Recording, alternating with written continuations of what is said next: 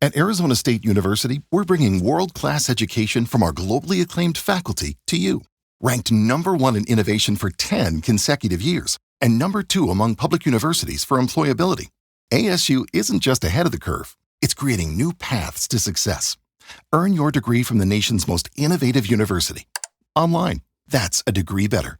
Explore more than 300 undergraduate, graduate, and certificate programs at asuonline.asu.edu.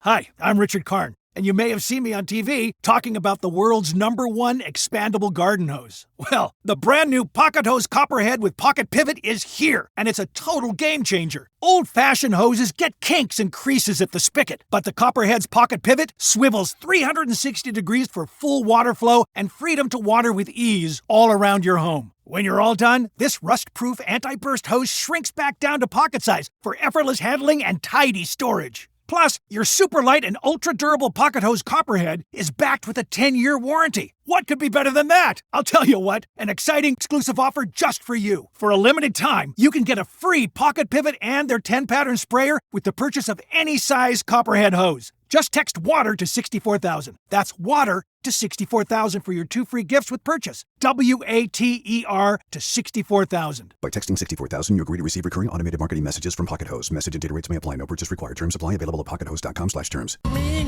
Welcome back to the Basketball Show. I'm your host, Paul Sir. I am pleased to be joined once again after a long interlude with the great Jack Armstrong, voice of the Toronto Raptors, longtime voice of the Raptors. Jack, thank you so much for joining. Paul, my pleasure. Glad to be on with you. So, Jack, let's start it with the NBA Finals. I'm really curious about your observations about this particular final, this finals between these two small market teams. Really a unique setting in so many respects. How have you seen the first 3 games from your vantage point as such an expert basketball analyst? Well, Game 3 was awesome. The intensity was terrific, off the charts. I loved it. It was a great basketball game. Game 2 was, Oklahoma City really exerted their will after coughing up a lead in Game 1. Game 1 was a tale of two halves. Obviously Oklahoma City dominated with their defense in the first half, forcing over 20 turnovers, but unfortunately they couldn't capitalize and put a lot of points on the board and let Indiana hang around. And Indiana is just an incredibly resilient team. So after 3 games, I mean, when you watch the games, Oklahoma City is the better team. I think Indiana has led in the first 3 games for less than 15% of the time of the games, and yet they're up 2-1. So I think a lot of it comes down to, if you were describing a football team that executes the 2-minute drill, or, as we say in basketball, situational basketball, time and score, Indiana has been elite, not only in this series, but the whole playoffs, and particularly since January 1st, they've been a terrific team in the NBA in terms of the devil's in the details, and they do an incredible job with it. So as we speak here, Game 4 is tonight, so none of us have any idea what's going to happen there. But in the first 3 games, it's super entertaining, good basketball. Kind of modern basketball where it's without really a true traditional back to the basket big man. And it's more, paint touches, swing, shooting threes, defense, creating offense, fast paced. And your better players are more super skill, can put it to the deck, face you down, face the basket, and do a lot of different things. So, perimeter defense is critical. Winning the turnover margin is critical. And to me, I think, and having depth when you play that style is big. And, Indiana, I think in Game 3 really showed who they are and what they're about. And in Game 2, I thought Oklahoma City did that. And even in the first half of Game 1, Oklahoma City did that. So, things will emerge and patterns will emerge that much more here, which is tonight, Friday night, and then Monday night for Game 5. Jack, a great summary. I think you highlighted some of the unique aspects of this particular series. The fact that Indiana has not led much throughout the series. You mentioned their resilience. I'd love your opinion on Coach Rick Carlisle from the Pacers. I have a personal theory that there are certain coaches at certain times with certain teams that do something special. And I think back to Mike D'Antoni with the Steve Nash-led Phoenix Suns. I think of Steve Kerr replacing a very effective Mark Jackson, but coming to Golden State and unleashing Steph Curry and the Splash Brothers in a way that we had never seen before. And it may be a bit of a stretch with Carlisle, but what I think his genius has been is referring to the resilience that this particular team has and its ability to stay in the moment and focused, and no matter what the score is at what time in the game, they always seem like they're in it with rare exception. What are your thoughts on that comment? Well, obviously Rick Carlisle played in the NBA, won a championship with Celtics as a player, won a championship as a head coach with the Dallas Mavericks. He's had a lot of experience working for really good people as an assistant. He's been there, done that. He's got a ton of experience. He's made a lot of money. He's very much at a point in his life and in his career where he doesn't sweat the small stuff. And I think he's matured and grown as a coach. I think back to Rick when he coached in Detroit early in his career, Indiana. He was more a micromanager type, and kind of guys bristled playing for him. I wouldn't say he's the most engaging guy, and particularly early in his career, bedside manner, he wasn't what you would call a player's coach. He was demanding and snarky and direct, and guys kind of were frustrated by that. But I think he has really grown as a modern coach in terms of relationships, and I think he's more comfortable in his own skin. And I think that reflects on his team, where he's calm and confident, and they play that way, and he's not beating them over the head on little details. He's keeping the big concepts in play. And, they're more into flow and style. And he's constantly hammering these guys about continuing to stay with the plan and believe in what they're doing and stay with the style and the flow that they play with. And it's more, conceptual than anything else. So, and he's a guy who's coached a lot of games and is very good in game of adjusting to little things tactically and kind of the nuance of the game. So, to me, I think his experience really helps him at this moment, and I think it really calms his players, and he instills a lot of confidence in them. So, he has really had a great career, and this is another time where you get to see just how talented a coach he is. I'm talking with Jack Armstrong, the longtime voice of the Toronto Raptors, here on the Basketball Show. I love the summary, Jack, and I love the context of maturity. And it also takes a special combination of players that blend with a particular coach at a particular time, as I was alluding to before.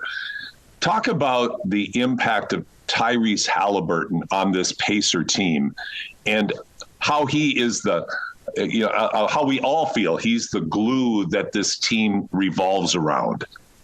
Well, first of all, last year, not this season, but the previous season, they lost in the in-season tournament final. And if I'm not mistaken, I think the Raptors, we played Indiana twice early in the year. Or maybe it was just once, but I think it was twice, but I saw them a lot early in the year last year. And to me, what jumped off the page at me was I was like, wow, this guy's one of the 10 best players I've seen in the NBA this year. Man, that's the same guy I watched playing in Sacramento who was very good. But man, this dude has really gotten to another level. He's outstanding. Then after that, he kind of got hurt, and he wasn't the same player the rest of the year. He'd have moments, but it was more flashes than consistency. And then early this year, he, again, was banged up and wasn't the same player. And since early January on, he has really hit his stride, and he's healthy again. And, now they're saying he's not playing 100%, but at this point, who does play 100% this time of season? But he is a phenomenal shot maker. He's got great length. He's got tremendous range. He's got size, so he can see over and through the defense. He's a crafty guy in terms of changing direction. It's interesting, in 3 games, he hasn't even gotten to the free throw line yet in this series, and yet he consistently hits the paint and gets the ball squirted around on the perimeter for other guys. But he's a lead guard. I wouldn't say he's a point guard. He's a lead guard. You could tell he's in control of things, and yet you could put him off the ball, and he can do some things off the ball. And he just has remarkable stage presence in big moments where he's got that inner tranquility and that calmness about him, and that presence that really good players have. And he's got a skill set that he can do that. And he's great at pitch ahead passes and getting them in transition. He just and he's got length. He can rebound. He's a big guard who can rebound and go from there. So he's a joy to watch. He really is, and I think that's what one of the qualities of this particular NBA Finals, Jack, that really jumps out at me is there are a number of players that are a joy to watch. Of course, the ex-Raptor Pascal Siakam. I always like watching Pascal. I think anybody in Canada has a soft spot for that man and the impact he had here, and everybody's pulling for him.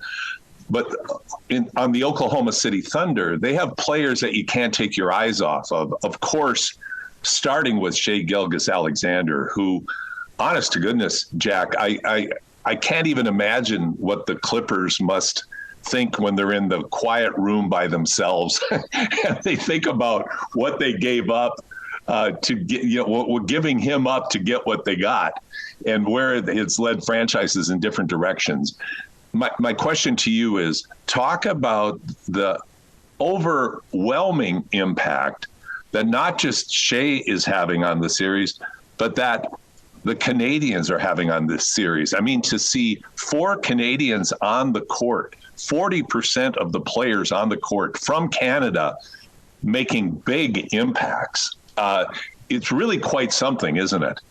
Well, as you know, in the first 3 games of this finals, the leading scorer in each game has been... Hi, I'm Richard Karn, and you may have seen me on TV talking about the world's #1 expandable garden hose. Well, the brand new Pocket Hose Copperhead with Pocket Pivot is here, and it's a total game changer. Old-fashioned hoses get kinks and creases at the spigot, but the Copperhead's Pocket Pivot swivels 360 degrees for full water flow and freedom to water with ease all around your home. When you're all done, this rust-proof anti-burst hose shrinks back down to pocket size for effortless handling and tidy storage. Plus, your super light and ultra-durable Pocket Hose Copperhead is backed with a 10-year warranty. What could be better than that? I'll tell you what, an exciting exclusive offer just for you. For a limited time, you can get a free Pocket Pivot and their 10-pattern sprayer with the purchase of any size Copperhead hose. Just text WATER to 64,000. That's WATER to 64,000 for your 2 free gifts with purchase. WATER to 64,000. By texting 64,000, you agree to receive recurring automated marketing messages from Pocket Hose. Message and data rates may apply. No purchase required. Terms apply. Available at pockethose.com/terms. Ready to make a real impact every day? Join the Active Day Home Care team and help clients maintain their independence in the comfort of their own homes. Make a difference in someone's life as you provide essential daily assistance and protect their health and happiness. Earn up to $20 an hour and enjoy additional perks like like optional daily pay, 401k, paid time off, ongoing educational training, and more. Join a team that values care, compassion, and your professional growth. Visit ActiveDay.com to apply. The Canadian. Yes. Shea, first 2 games, and then, in game 3, Mathurin. But I wouldn't say Shea Gilgeous-Alexander's played great in this series. I think his, particularly game 3, he did not play well. He really No, he did not. He had 6 turnovers. But when you look at the totality of his season and his how well he has played, in the last few years and where things are going, it also tells you that you shouldn't let players be GMs. Kawhi Leonard wanted Paul George, and maybe Kawhi. It's the same as Giannis wanting, Damian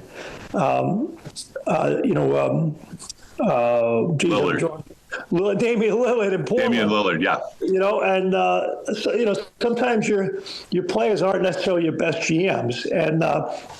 But you look at a Shea Gilgeous-Alexander, he just has a remarkable skill set. He can really dominate in terms of his ability to change the direction, change the speed, draw fouls, score in the mid-range, score at the rim, obviously shoot the 3. He's special, and he's very calm, makes everyone better. I do think that he's gotten a little frustrated so far in the first 3 games. Nembhard, a lot of their perimeter players for Indiana have really been into him, particularly in game 3. They were all over him. And I think it's warmed down a little bit. It's affected him, so he's got to play through that. In my opinion, they got to get some screening actions to loosen things up for him a little bit, and they got to start screening in the backcourt and get him freed up.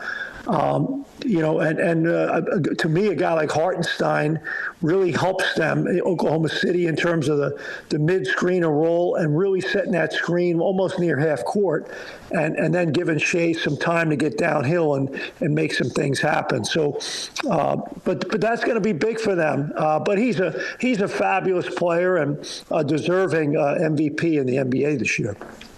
Well, and Jack, to build a little bit on your comments there, obviously Shea has not been the 30-plus point performer he was during the season. The statistics don't lie in that respect. I think one quality of this, of the playoffs in general, but particularly now in the finals, is the return to what I would call almost an old-fashioned defensive mindset, where physical play, getting over screens. I think it drives everybody who's a basketball, knows a little bit about basketball, how during the regular season, there's virtually no effort by defenses to get over screens. It's just an automatic switch. But you see a much more robust help and shuffle by the screener's defender, and then a recovery by the guard like Nembhard you're referring to. And you're right. I mean, I think Shea is so crafty, so good at drawing fouls, Harden-esque in some respects.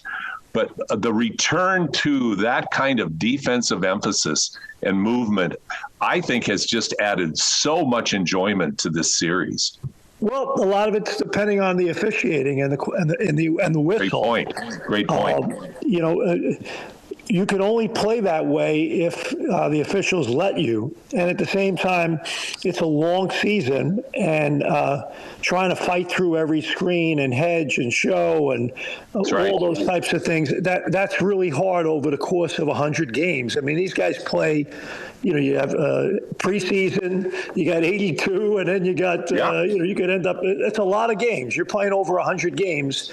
And, the good thing is you got a little more time off in between games in the finals. Now, tonight, we're talking on Friday. Game 4 tonight is the only game we have where we have one day in between games. So fatigue will become a little more of a factor. But to me, I like the fact that we're letting them play a little bit more. I think the rules went too far in favor of if you breathe on a guy in the perimeter, it's a foul. Right. We got to get a little more physicality back in the game. I like the three-point shot. I'm not opposed to it at all. I just think that what was happening, the screening actions, the ball screen actions, and the dribble handoff actions and the pitch plays on the perimeter were getting to a point where the offense, it was violent from an offensive perspective, where guys are getting crushed trying to get through handoffs, pitch plays, ball screens, and the defense is getting dislodged and crushed. And to me, I think the defense has to have the ability to be a little more physical and fight back and put the offense on its heels a little bit. And if you're trying to run all your perimeter actions to get a three, that's fine, but you got to earn it.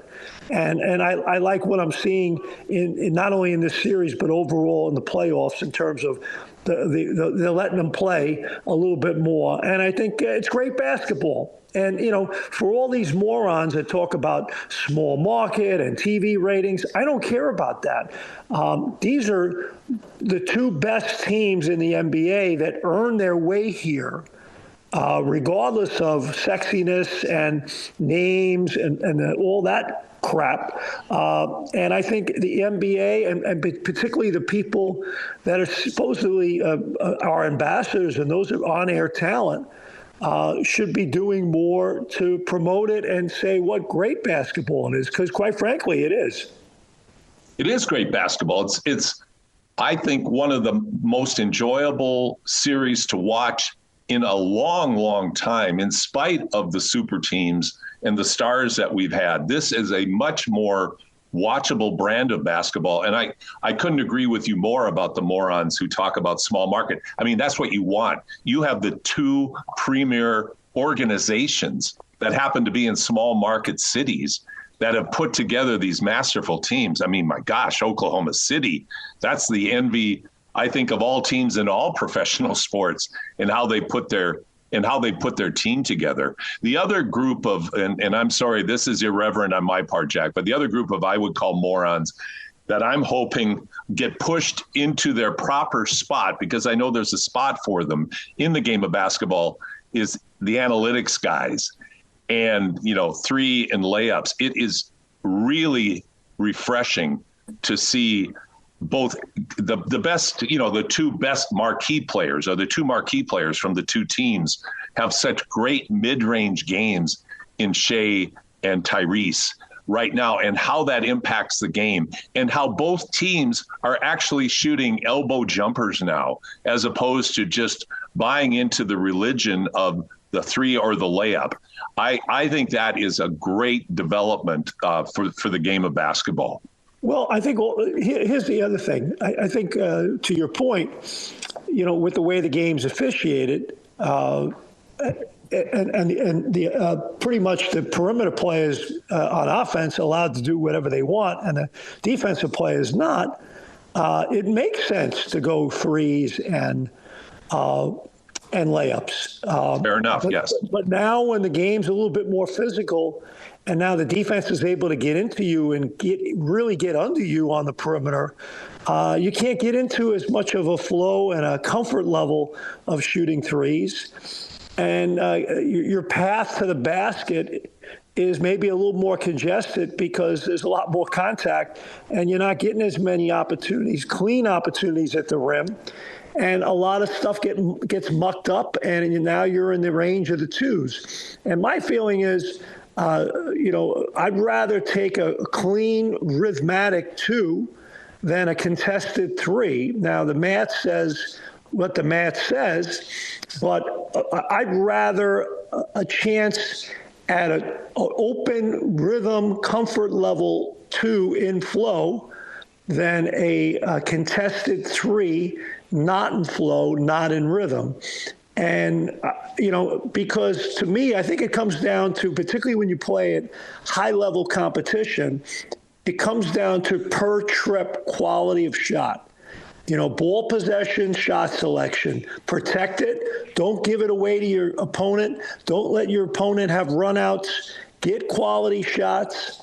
And to me, I think if you do that and exhibit offensive toughness and grit, and make the right decisions, you'll have enough possessions where you get really good shots, whether it be a 2 or a 3, and many times it'll lead to the ones as well, the free throws. But it's your per possession commitment to playing the right way in terms of whatever style you play.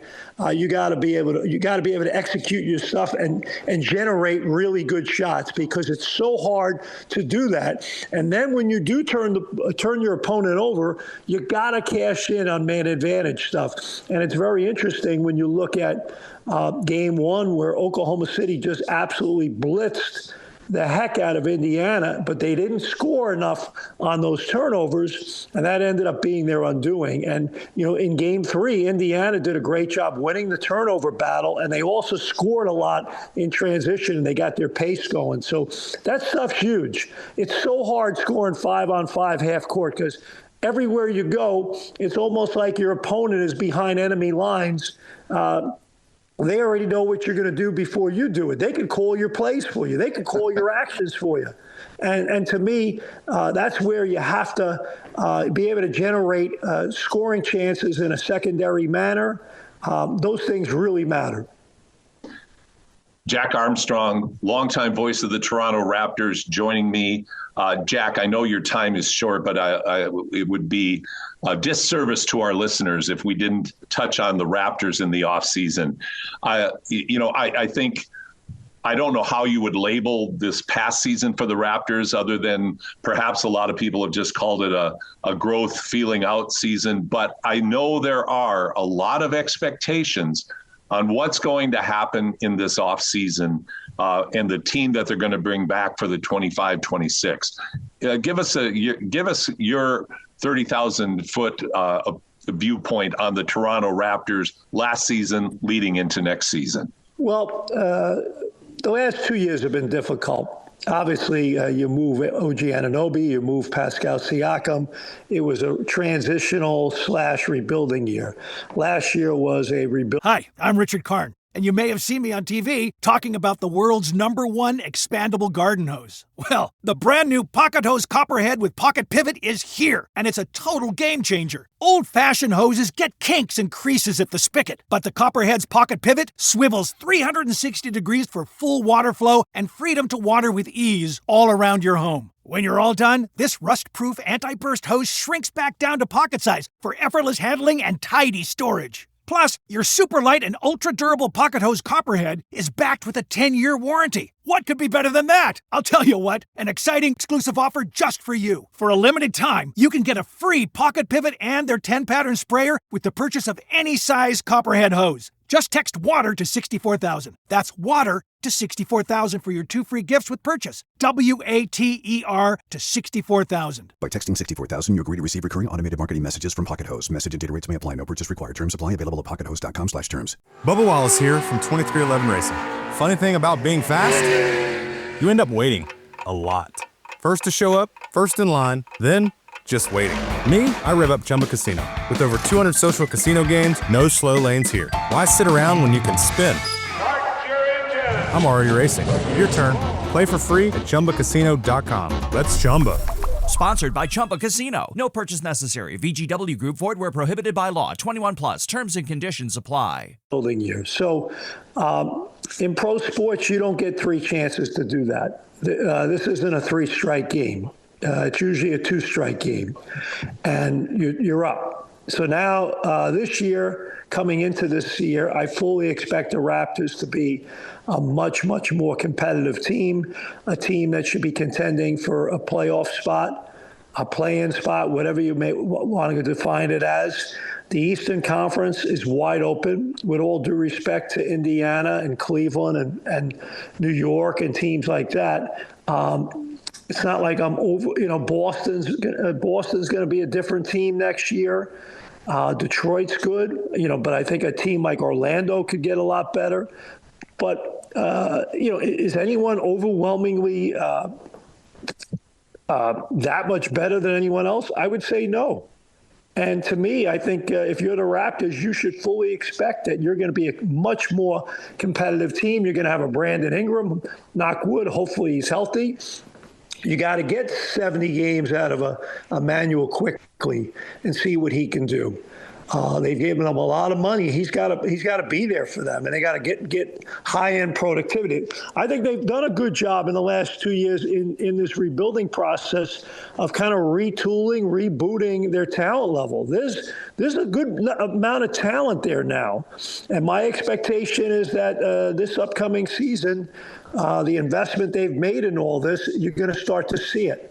And there'll be expectation, there'll be pressure. And it wouldn't shock me either on draft night or on July 1st that they are active in terms of trades. I think you got to keep an open mind and if there's a way to improve your team, so be it. And, obviously a guy like R.J. Barrett is extension eligible. What's his future in Toronto? I look at RJ, and I think he's played really well in Toronto in his time there. I'd love to see him stay. And, I think, but it's so hard with money and egos and all that kind of stuff. I think you look at a guy like Mathurin in Indiana. I look at a guy like R.J. Barrett on any team in the NBA. He would be an amazing sixth man for any team in the league. But, again, when you're going to invest a lot of money in people and a lot of people get caught up in having their name announced. To me, I think that, I think the Raptors, if there are opportunities to improve their team, I think they'll consider it. Obviously, you hear the Giannis rumors and Kevin Durant, guys like that. But, a lot of it depends on the cost that you have to give up to get a guy. And people forget with the Giannis situation compared to a Kawhi Leonard. Kawhi Leonard was damaged goods. People were concerned whether he could even play, let alone play the 62 games he ended up playing for Toronto in the regular season. I think 60 or 62, which was amazing considering where he was the year before, or having only played 9, and he only had a year left on his contract. So his market value in terms of what San Antonio could get for him was a lot less than what Milwaukee can get for Giannis. And that's why the Raptors were able to trade DeMar DeRozan, Jakob Poeltl on a pick to get Kawhi, who was sensational. And their medical staff did an incredible job. And as we speak today is the 6th anniversary of the Raptors winning the title. But Giannis is a different story. The price point is incredibly high. So the question you have to ask yourself is, you're getting an incredible player, but what's your roster going to look like when he gets there? And is it going to be any better than what he has in Milwaukee? And that's the thing you got to ask yourself. And if I'm Milwaukee, I'm not giving anybody any discounts. So nor should you. You got 2 years of contract for him. So if someone wants him, and he might not want to leave, and quite frankly, if I'm Milwaukee, I don't want him to leave. So there's a lot of moving parts there. The draft is solid, but at 9, where the Raptors are, it's solid. I'm not sure if they're going to get a guy that's going to move the needle at all. So, you're hoping that the base of players that you currently have make another step and that you're ready to win. And quite frankly, I think they will be a good team next year. I fully agree with that analysis. It's like next year, if they're healthy at the start of the season, we will see what all these pieces mean to the Raptors and what the season could look like. And if they make some moves, like you said, I think keeping an open mind to some significant moves has to be there as well, because draft time comes around. That absolutely could happen. I was thinking of a statistic, Jack. The roll of the dice that Masai Ujiri took on Kawhi Leonard and the result he had reminds me of the percentage of probability that Dallas would end up with Cooper Flagg. Like, everything had to be perfect for the Raptors to win that title. And the dice, it was one of those situations where they rolled the dice, and my gosh, it really changed basketball history in Canada. Sure did. It was a remarkable ride, but here we are 6 years later, and it's time to start talking about forward, not backward. And yes. and that's where the Raptors are at right now. And I think it's a great lesson not only for them but for every other team in the league to see that it can be done. And I think it's great that, 7 years in a row now, we're going to have a different champion in the NBA. So if you're in a market like Toronto, which is a huge market compared to Indianapolis, and Oklahoma City, if you build your team the right way, you can have success regardless of where you are. And there's no guarantees in a huge market either that you're going to have success. And the way the second apron is set up and the salary cap right now, the idea of super teams or keeping teams together for long, it's not going to happen anymore. And to me, I think Oklahoma City's probably built to hang around the longest and contend. But the idea of having a 5 to 7 to 9 year window of contention probably is going to go out the window with the way the cap is structured. So, you gotta hit when the opportunity's there. And I think for Toronto, I wouldn't say they're at that moment yet, but this year and the following season, somewhere along the way, they gotta hit they gotta take that next step. So true. It's a great time for basketball in Canada. The Tempo are coming into the WNBA next year. We're looking forward to a healthier Toronto Raptors. We've got Canadians absolutely doing so much in the NBA Finals. It's just a great time. And Jack, you've been very, very generous with your time today. What a pleasure to talk with you again. Thank you. My pleasure, Paul. Have a great day. That says it all about the great Jack Armstrong. He's generous with his time, deep with his knowledge, and always gracious. So absolute honor and privilege anytime I have the chance to talk with Jack. We're going to take a break right now, and Ryan and I will come back with closing time here on your sports leader, Sports 1440.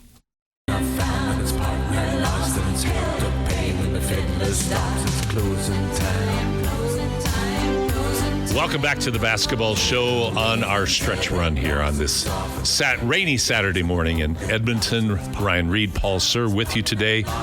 I'll tell you what, Ryan, it's been just it's so great to have the opportunity to talk to people like Ben Golliver, Teresa Resch, Jack Armstrong, people that are really huge figures in the sport, not just, I mean, globally, certainly in the NBA. I mean, Jack, how many years, over 20, has Jack been the color announcer for the Toronto Raptors? And Teresa Resch is going to be a major, major force in the WNBA, not just in Canada, but in the growth and development of the league in general. And then, of course, Ben is just a world-class NBA writer. Like, these are top-level people, and we're getting courtside insight into what's going on in the world of basketball. I have 3 texts for you. You ready here? I am. Perfect. Brew Crew just mentioned exactly that. He said, Paul and Jack, there's a duo for the road. Hearing the two of you is just great b-ball analysis. Love it. Great NBA Finals games this year. Can't wait for my Stingers games upcoming. Fantastic. Thank you, Brew Crew. That's awesome. Next one from Bo Real Bernie. He said the Ben Mathurin missing 3 of the 4 free throws near the end was incredibly painful for the Pacers. And then he also said that they had a collection of some of the old timers there in Indy: Reggie Miller, Dale Davis, Detlef Schrempf. And he said maybe if they got Billy Knight, who's 73, they'd really get some old timers there. And don't know about his health, mobility, what it's at now, but his location, availability, and accessibility, that might be nice.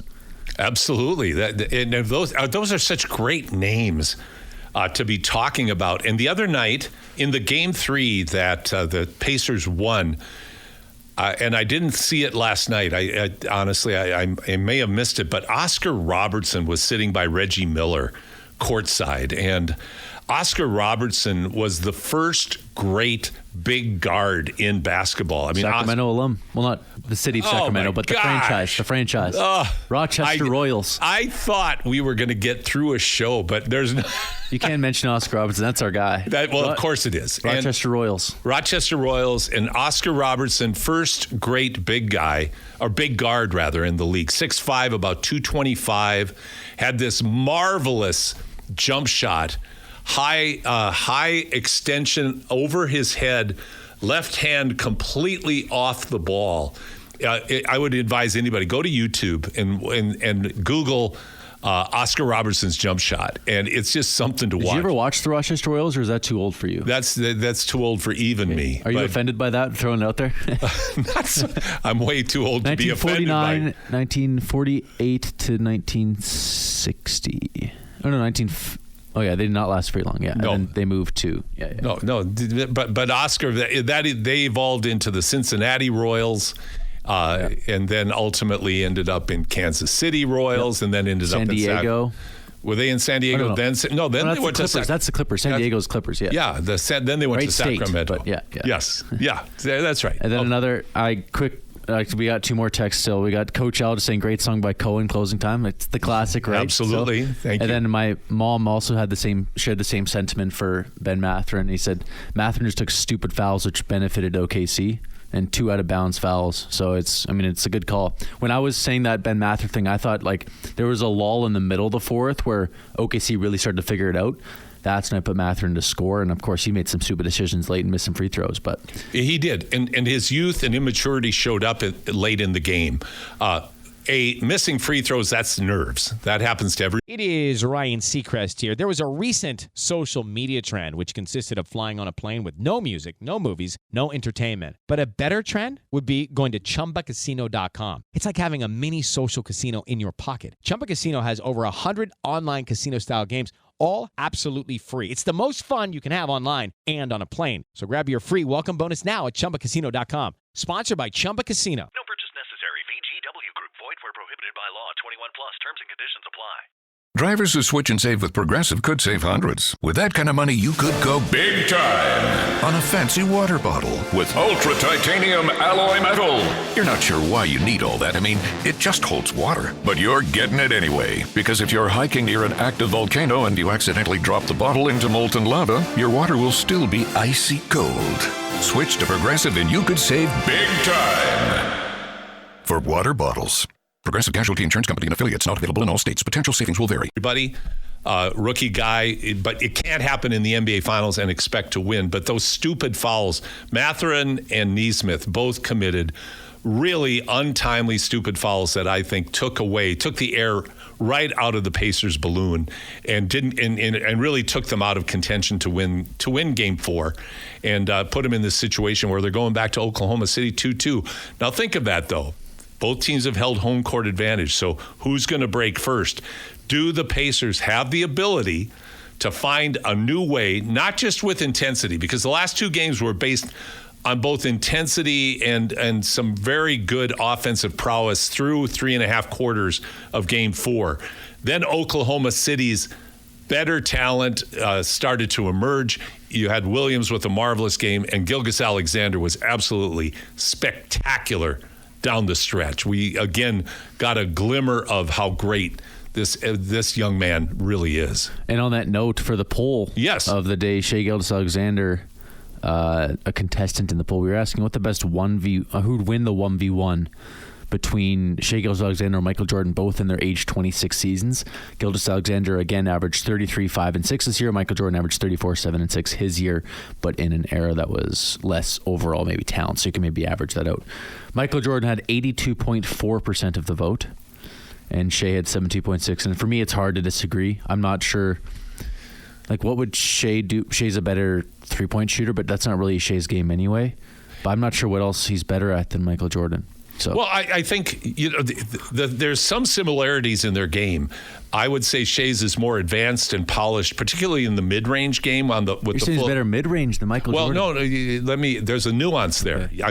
I'm not saying he's a better mid-range fadeaway jump shooter. I'm saying he has that teardrop floater, but that didn't even really exist. MJ would just dunk on you instead of floating it. Well, at 26, MJ's athleticism, but here's the ferocity that Michael Jordan played with. That's what I would love to see in today's era. I would love to see Michael Jordan's ferocity. Like just being a douchebag, for lack of better words, or like he was not very nice. I mean, it worked. The eloquence on this show, we keep raising the bar. Well, I'm just saying, like Michael was not a nice guy. Yeah. Like neither was Kobe. Played to his favor. But he was relentless in what he pursued, and he demanded of people, and you can question you can certainly question a lot of what Michael Jordan said and did to people, slapping Steve Kerr. There are lots of legends. One of the great nights I had listening to stories was the first ever BioSteel high school all-star game was held in Toronto, and I forget what year, if it was 2016. But I was not in the Rochester Royals days for sure. No, definitely not that. But I went down to Toronto. I was one of the judges. We helped select. In fact, Ahir Ogwak, the great Harry Ainley player who went on to a marvelous Division I career and is having a fantastic career, although was sidelined by injury this year. But Ahir was the selection from Edmonton that year. But Bill Wennington, who was the Canadian from Montreal, post player for the Chicago Bulls in their first three championships. Him and Luke Longley. I think Luke Longley. The two big, slow white dudes that were. But Luke Longley was like 7'3". He was a big boy, wasn't he? Big Australian, big Aussie. Yeah, absolutely.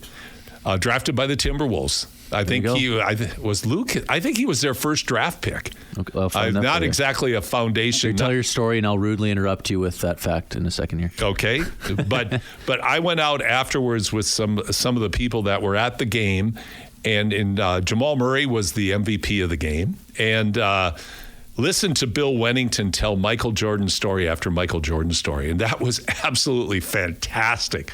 Because everything we think about Michael is pretty much true. Unbelievably competitive, unbelievably motivated, worked harder than everybody, could absolutely be incredibly difficult as a teammate in terms of how he spoke to people. But the expectation he had was nothing short of, if I'm going to do it, you're going to do it too. And the result, 3 consecutive NBA championships, a bizarre retirement comeback, 3 consecutive NBA championships again. Yeah. Okay, quick fact check for you. Luke was actually not the first pick. Was it Leitner? It was Pooh Richardson. Pooh Richardson, okay. 10th overall from UCLA. Yeah, UCLA. And then they drafted Luke Longley in 91, and Pooh was in 89. Okay. And also in the Longley draft, they drafted a guy from, let's see if you know what this college is, Slippery Rock University of Pennsylvania. Yes. Here's the chant. I am not familiar with that. Here's the chant. Yes, there is a Slippery Rock. That was when I was at Winona State. We went to the Kansas City NAIA championships. You all gathered in the old arena, Kemper Arena in downtown Kansas City. Is Slippery Rock a nickname, or is it actually? No, that's the name of the university. Slippery Rock University. I know, but is it the name of the city too, or the area? That I couldn't tell you. But that tournament, get this. So we go to this NAIA tournament. My Winona State team, which was very good. We were 23 and we were 27-4 that year. Conference? We were in the Northern State Intercollegiate Conference. But we went down to Kansas City, 32 teams coming in for the NAIA tournament. We go to a practice gym, and what is it? Fort Hays, Kansas City, junior college practice gym. They're one of the perennial junior college powers at the time. We walk in and we see this team warming up or cooling down, and they're doing a layup drill. This 6'1" guy all of a sudden goes up and just skies like I had never seen before. Dunks the basketball. His teammate comes in, about 6'5", dunks the basketball. It was a guy named Lloyd Free, who became World B Free and had an unbelievable NBA career. And his teammate was ML Carr, who ended up playing for the championship Boston Celtic teams and eventually was the general manager and coach of the Celtics. And they were in this gym practicing. They went and played Sam Houston State for the championship. Sam Houston State's front line was 7'1", 7 foot, 6'11". Sounds like my high school team. Yeah, exactly. They also played Augustana out of Illinois. Their front line was 7'2", 7'1". And then they had a 6'6" great shooter named Menzer without the three-point play. He would have had 15 more points every game because he shot the ball so well from deep. That's definitely not my Augustana then. No, it was not Augustana here in our beautiful province. But there was so much rich history back then, and the NAIA it was just very different with recruiting back then because you didn't have the resources, you didn't have social media, you weren't posting videos. You were just hoping like heck that some coach from somewhere found out about who you were in order to get recruited. So, those are really rich, full stories that it's fun to just be able to share that. I had a piece of trivia for you. This finals is a chance to go to 7. When was the last NBA finals that went to 7 games? Ooh, I have no idea. Game 7, Cavs Warriors, 2016. Good gracious! Because think about it, because it was Nuggets beat the Heat in 5 or 6. I forget. Lakers won in 6. Warriors won in 6 against the Celtics. Celtics won in 5 against the Mavericks. Right. Nuggets. We already went over that. And then before that, it was the Raptors in 6. Yeah, and then the Lakers. So 9 years. 9 years. Yeah, then it was the Warriors blowouts against the Cavs, and then they lost. I'm hoping it's a Game 7. It would really, because I'm hoping Indiana can find a way to stave off this great OKC team and turn it into a 7-game series. I think that would be great for. That would be just fantastic for basketball fans, and it has been such an enjoyable year. I got to touch on a couple of things before we run out of time today. Number one, WNBA. Caitlin Clark is supposed to make her return today against the New York Liberty, the best team in the league. And the Liberty is the last game when, in a very controversial final call, Clark was hurt and hasn't played since. So this is her return game today. The ratings for the Indiana Fever are down over 50%. I wonder why. I know. And the overall ratings for the league are way down too without Caitlin playing. So I don't care what people say or what spin they want to put on it. I love the WNBA. I am excited for all the great players. But there's one name, just like Tiger Woods in golf, Michael Jordan in basketball, Roger Federer in tennis. Bolton running, Phelps in swimming. Exactly. Transcendent. Yeah. That is her. You embrace it. You don't resist it. Did you see the Angel Reese? My dad sent this to me. It felt like he thought it was a fake quote, but it was a real quote. Angel Reese said, "I modeled my game after Michael Jordan." Well, it was a bad model. It didn't work. Let's just say that.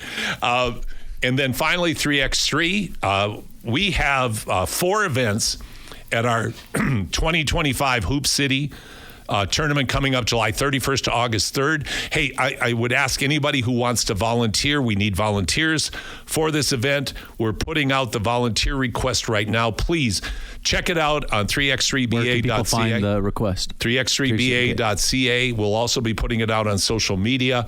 We'd love to have you help us out. It's going to be a phenomenal event. On the men's quest side, this is the qualifying event that we're having. We've got teams from Los Angeles, Atlanta, New York City, Chicago, coming amongst some very good Alberta-based teams and Canada-based teams.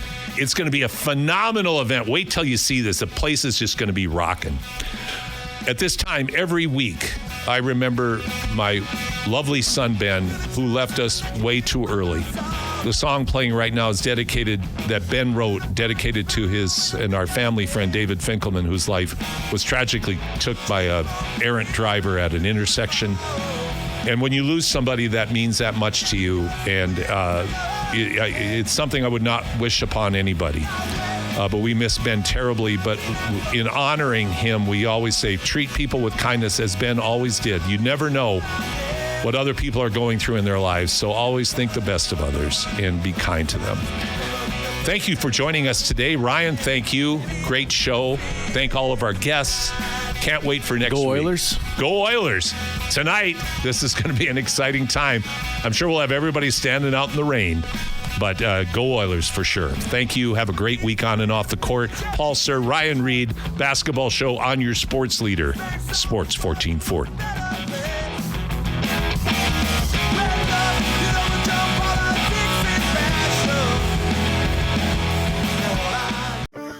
Having a life scholarship and being able to afford to go to college made me feel inspired to go. When I got a life scholarship, it was such a relief. I knew that I wanted to have an impact. Having a life scholarship through the SC Education Lottery was huge. It gave me the opportunity to make that impact right here at home. The South Carolina Education Lottery. A better you, a better us, a better South Carolina. Visit sceducationlottery.com/betteryou. Hello, it is Ryan, and I was on a flight the other day playing one of my favorite social spin slot games on ChumbaCasino.com. I looked over at the person sitting next to me, and you know what they were doing? They were also playing Chumba Casino. Everybody's loving having fun with it. Chumba Casino is home to hundreds of casino-style games that you can play for free anytime, anywhere. So sign up now at ChumbaCasino.com to claim your free welcome bonus. That's ChumbaCasino.com and live the Chumba life. Sponsored by Chumba Casino. No purchase necessary. VGW Group. Void where prohibited by law. 21 plus. Terms and conditions apply.